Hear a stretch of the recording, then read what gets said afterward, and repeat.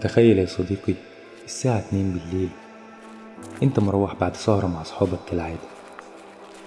الشوارع فاضية والدنيا هادية. بصيت للسما، لأول مرة من سنين تشوفها واضحة كده. القمر والنجوم منورين قوي على غير العادة. وفجأة حسيت كأنك نقطة صغيرة في محيط ملوش نهاية. حسيت بضياع، كأنك بندول في ايد عيل صغير مش عارف هتترمي يمين ولا شمال. والأسئلة الوجودية اللي بتيجي في المواقف دي فجأة جاتلك. سمعت نفسك بتقول لنفسك وبعدين. وده مش سؤال بسيط، ده سؤال بيجر وراه 1000 سؤال وسؤال.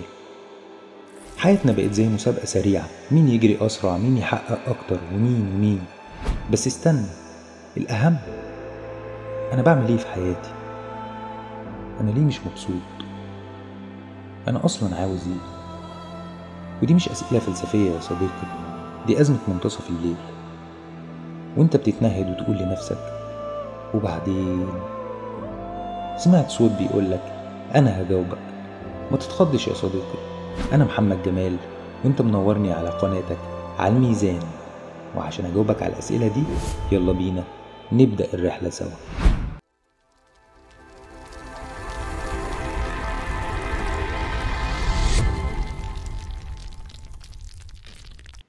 الحقيقة يا صديقي، علشان نجاوب على الأسئلة دي لازم نرسم خط سير. وخط السير ده هو طريق حياتك. أنا جاي منين؟ أنا واقف فين دلوقتي؟ وبكرة هروح على فين؟ مش هقولك هات ورقة وقلم وجاوب على الأسئلة دي وشغل التنمية البشرية اللي انت عارفه ده. لا يا عم، أنا هغششك الإجابات على طول. أنا جاي منين اللي هو الماضي اللي هنحتاجه منه هي خبراتنا ومهاراتنا وذكرياتنا، وده كله مهم هنبني عليه بعدين. الصعب بقى هي الأحكام المسبقة ونظرتنا للأمور، ودي هنحتاج نشتغل عليها. ما تقلقش يا صاحبي، مش هسيبك. أما الحاضر، وده الوقت اللي انت فيه متلخبط وزهقان، وحتى لو قادر تحقق نجاحات في الشغل، ممكن جدا يكون عندك مشاكل اجتماعية أو نفسية أو مادية، أو حتى هي مجرد مشاعر انت مش فاهمها ومش عارف تتعامل معاها. وده كله مش عيب، ده معناه انك محتاج تغيير حقيقي في حياتك. أما بقى لو حياتك فل وكل حاجة تمام وسعيد جدا، برضو خليك معايا، صدقني هتستفيد. فايدة خط السير ده يا صديقي إن احنا نعرف إن مهما كانت خياراتنا في الماضي، فأكيد عندنا أخطاء في طريقة حياتنا، بدليل إن هي وصلتنا للي احنا فيه. والتاني مرة ده مش عيب، بالعكس ده مهم جدا علشان نقبل فكرة إن احنا محتاجين نتغير عشان نوصل لنتيجة مختلفة. وطبعا ده منطقي، لأن تكرار نفس التجربة بنفس المعطيات طبيعي هيوصلنا لنفس النتيجة. تخيل نفسك في لعبة فيديو، كل اللي بتعمله إنك بتدوس ريستارت، هوب نفس الغلط، هوب نفس النتيجة. ليه؟ لأنك مش بتغير طريقة لعبك. وعشان نكسر الدايرة دي، احنا محتاجين نفضي دماغنا من الأحكام المسبقة ونظرتنا للأمور، ونفتح دماغنا مع بعض كده علشان هنرتبها زي ما بنرتب دولابنا بالظبط. ده لو كنا يعني بنرتبه. أظن دماغنا أهم بكتير، لأننا لو رتبنا دماغنا حياتنا كلها تترتب.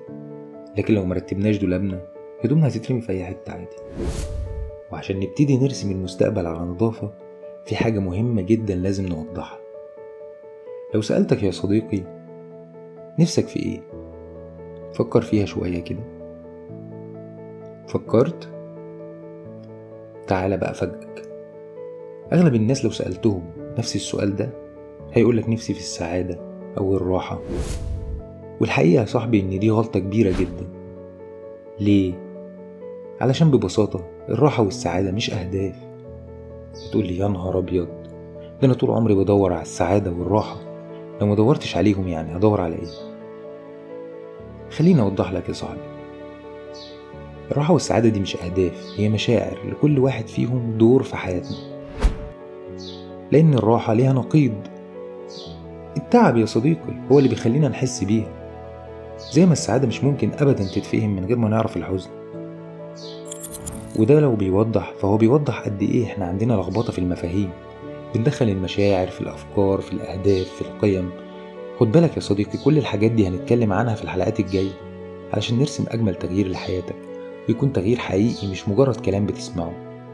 وأنا متأكد إن الكلام اللي هتسمعه هنا عمرك ما سمعته ولا هتسمعه في حتة تانية، علشان احنا هنا مش بنقدم محتوى تنمية بشرية أو كوتشنج أو محتوى فلسفي أو ديني بس، أو حتى تاريخي أو علمي. احنا هناخد كل ده ونربطه مع بعضه علشان نرسم كل تفصيلة في حياتك.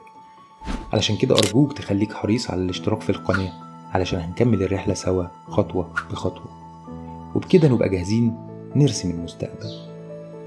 خليني أقولك على أول وأهم سر يا صاحبي هتظبط عليه حياتك على الميزان، وهو التوازن. وده أول مصطلح هنتكلم عليه في برنامجنا. الحقيقة إن التوازن مش مجرد كلمة بنقولها، ده منهج حياة شامل. خليني أوضح لك. لو بصيت حواليك شوية هتلاحظ ده في كل شيء خلقه ربنا.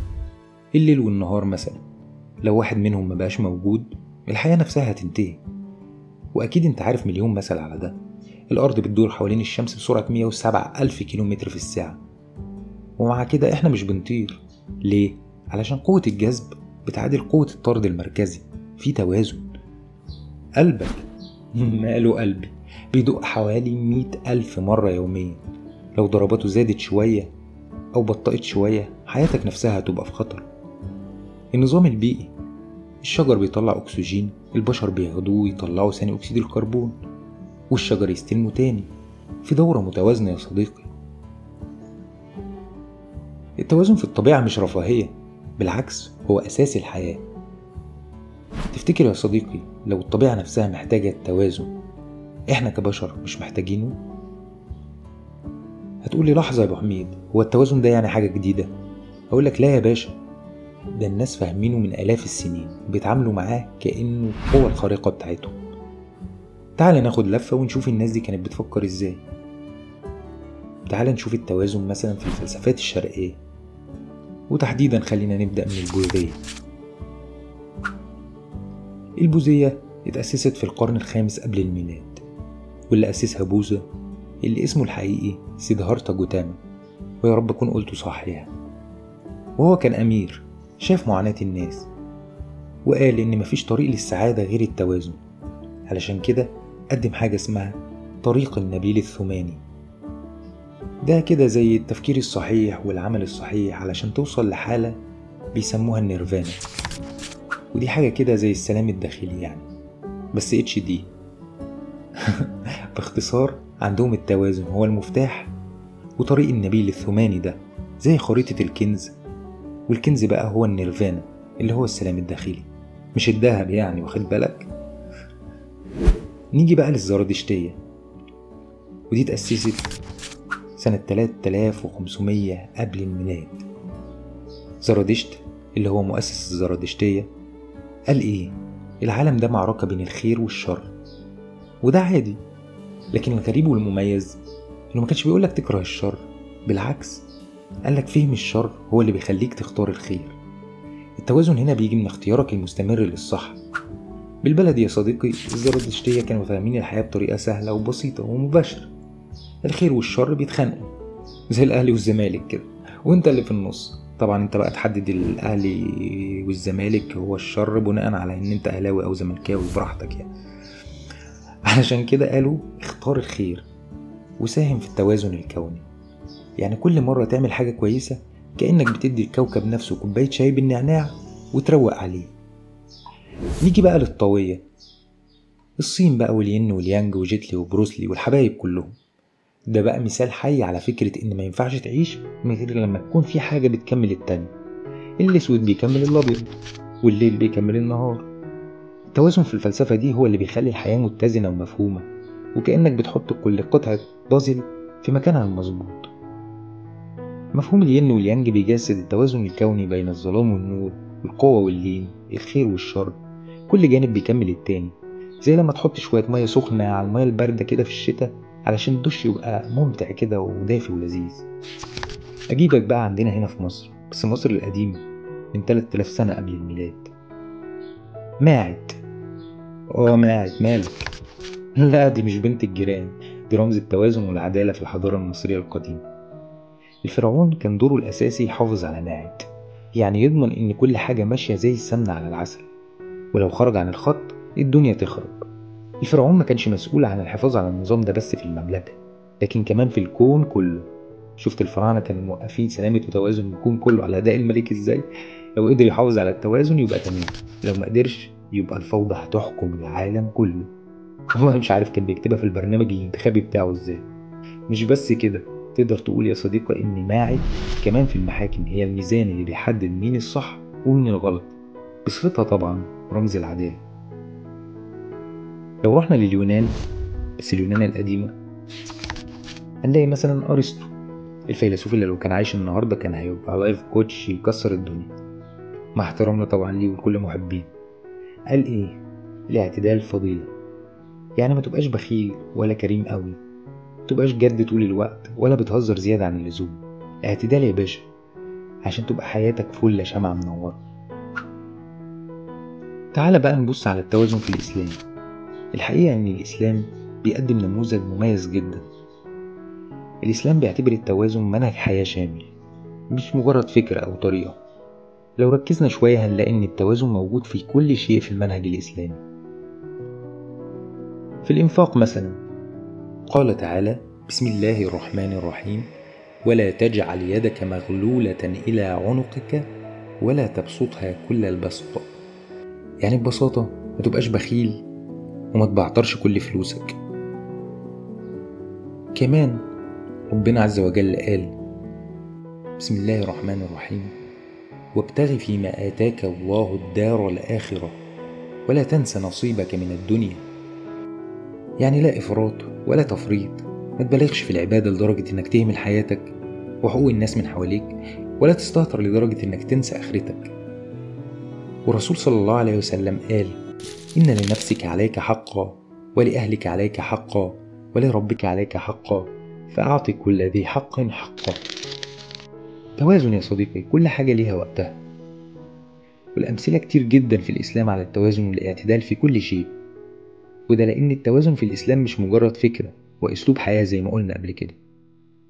ودلوقتي السؤال الأهم: ليه كل الاهتمام بالتوازن في الحضارات والفلسفات؟ ومش بس كده، الأهم إنه أمر إلهي. علشان يا باشا التوازن هو اللي بيخلي حياتك ليها طعم ومعنى.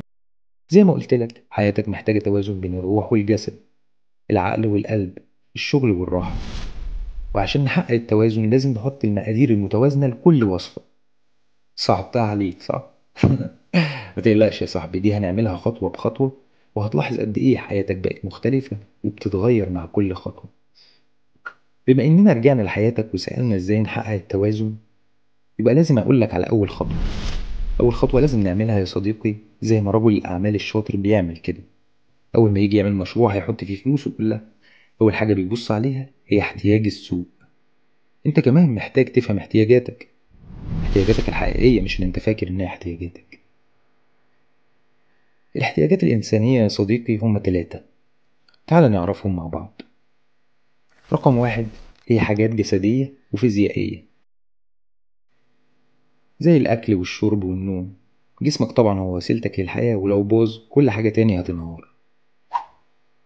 رقم 2 هي حاجات عقلية ومنطقية، ودي بتشمل التفكير والمبادئ والقيم الأخلاقية وحتى القرارات اللي بتاخدها. أما بقى رقم 3 وهي حاجات روحانية ونفسية.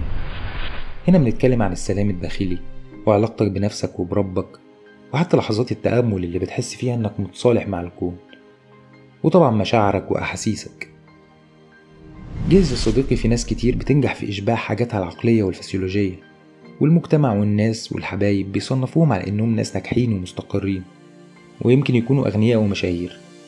لكن اللي الناس مش بتشوفه هو إن كتير من الشخصيات دي عنده فراغ كبير جواه ومش قادر يكون سعيد، برغم من إنه في الظاهر حقق النجاح لكنه مش مبسوط. ودليل على كده ناجحين كتير حول العالم ممكن بينتحروا، أو على الأقل مش عايشين حياة سعيدة بالرغم من كل النجاح المادي والعلمي اللي هم حققوه.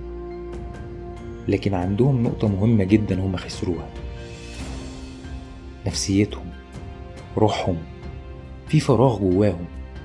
كل الحاجات التانية دي مش هتقدر تملاه. الخلاصة يا صديقي، عشان تعيش مبسوط لازم توازن بين المحاور ال3 اللي اتكلمنا عنهم: لأن لو مشاعرك وأحاسيسك زادت عن المفروض هتأثر على قراراتك، وهنا هتبقى دخلت على تخصص تاني مش بتاعها. ولو مشاعرك سيطرت أكتر على حياتك كلها هتمشي على هواك، وهتأثر على صحتك وعلى مواعيدك وعلى شغلك، وهتتسوح ومش هتقدر تحقق حاجة لا في الدنيا ولا في الآخرة. أما بقى لو عقلك بقى هو المتحكم الرئيسي في قراراتك من غير اعتبار لمشاعرك وروحك واحتياجاتك الجسدية، هتكون إنسان قاسي جدا على نفسك، وهتعيش تعيس برضه، وغالبا هتنهار في النهاية. أما بقى لو بتعتمد على دراعك بس في حل مشاكلك، وشغلك عضلي، وطبعا بتتغذى كويس قوي، لكن مهمل في تغذية عقلك وروحك، مش محتاج أقولك إنك هتكمل بقية عمرك في السجن، وساعتها هيبقى عندك الوقت الكافي اللي تفكر فيه في كلامنا ده، بعد الشر عنك طبعا يا صديقي. المهم إنك لازم تقدر توازن بين احتياجاتك التلاتة بالملي علشان تقدر تعيش موزون، وكل جانب في حياتك ياخد حقه. وهو ده سر التوازن يا صديقي، وهي دي الراحة الحقيقية لما تشوف حياتك كلها ماشية صح ومطمن، وعندك رؤية سليمة وقوية، وعقلك ومشاعرك وجسدك متسقين ومنظمين، بحيث إن كل واحد منهم بيخدم على التاني، مش بيلغيه أو بيأثر عليه بالسلب. في النهاية يا صديقي، التوازن مش قرار لحظي أو حاجة بتيجي بالصدفة. التوازن هو رحلة مستمرة من التعلم والتدريب والتفكير. زي ما نكون متوازن، حياتنا كمان لازم وضروري جدا تكون متوازنة. عموما الحلقة دي كانت مجرد بداية، وفي الحلقات الجاية هنتكلم عن كل احتياج بالتفصيل، وازاي نقدر نوازن بينهم في حياتنا اليومية. مش بس كده، الأهم إننا هنحاول نعيد ترتيب رؤيتنا وأفكارنا نفسها بشكل موزون. كل اللي بطلبه منك إنك تفكر في اللي قلناه النهاردة، وخليك مستعد، لأن الرحلة دي هتغيرك حرفيا. ولو حاسس إن في حد ممكن يستفيد من الفيديو ده، شارك الفيديو معاه. خليك إيجابي يا صديقي واعمل فرق. وبفكرك تدوس لايك وتعمل سبسكرايب علشان نكمل الرحلة سوا، ونظبط كل حاجة على الميزان. سلام يا صديقي.